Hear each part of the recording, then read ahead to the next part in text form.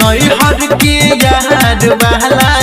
नैहर के यार वाला चीज रहे मोहट आए है चीज रहे मोहट आए रे सखी कि आए रे सखी पिया के पिचकारी पड़त छोट आए रे सखी फटरा के पिचकारी पड़त छोट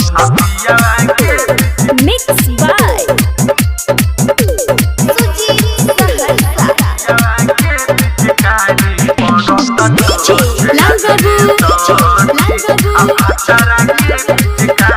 तुम्हारे में होली के मजा काफी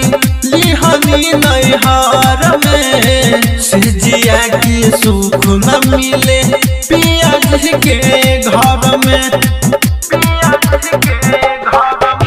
तुम्हारे में होली के मजा काफी लिहनी नैहर में सिजिया की सुख न मिले राजा जी के घर में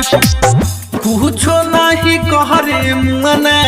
कुछो नहीं कहरे मुआना खुल के जानी लोट आए है खुल के जानी लोट आई रे सखी आई रे सखी पिया के पिचकारी पड़त छोट आई रे सखी भतरा के पिचकारी पड़त छोट शिवाली रिकॉर्डिंग स्टूडियो खगड़िया।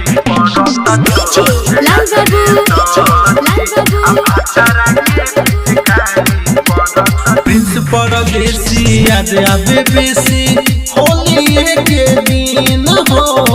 हमर पिया सरवन याद करे न कवनो सीन हो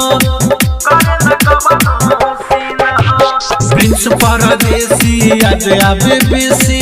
होली के दिन हो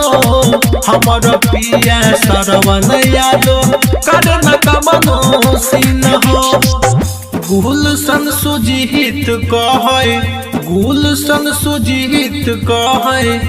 बाह कौन खोट आए है बाह कौन खोट आई रे सखी आई रे सखी